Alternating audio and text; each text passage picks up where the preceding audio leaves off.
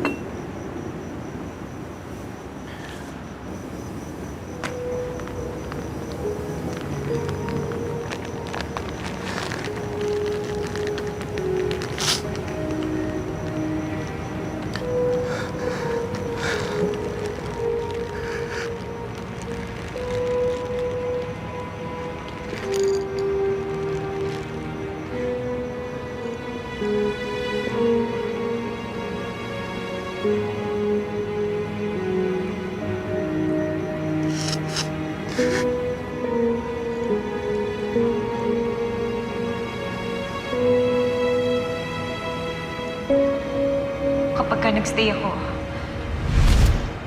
may papatay sa akin. Paano mangyayari yan, Angela? Sinong gagawa? Kung sakali man na mangyari yun, gusto ko maging handa ka. Gusto ko ituloy mo pa rin ang buhay mo. Huwag mong ihinto ang mundo mo dahil lang wala na ako. Angela, mahal ko. Kaya ko namang mabuhay kahit wala ka na. Pero ayoko sa mundong wala ka sa tabi ko. I'm sorry.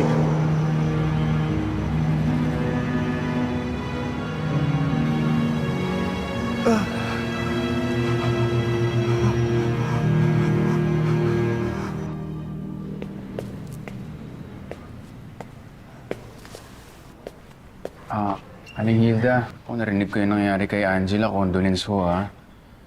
Si Bernard, kumusta naman? Ito nga eh. Pinatawagan ko, hindi naman sumasagot ng telepono. Pero nakausap ko siya kanina. Ang sabi niya, pupunta siya ng bahay para kumuha ng damit ni Angela ang gagamitin. Pero nung oras na, hindi pa bumabalik. Ay, Aling Hilda, kanina pa ho ako nandun sa bahay nila hindi naman dumating si Bernard, kaya nagpunta na ako dito. Diyos ko, nasaan na kaya yun? Dali ah.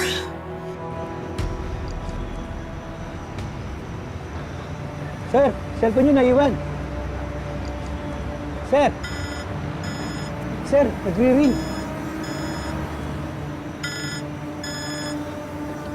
Ay, sabi na sa nanay ko, mahal na mahal ko siya.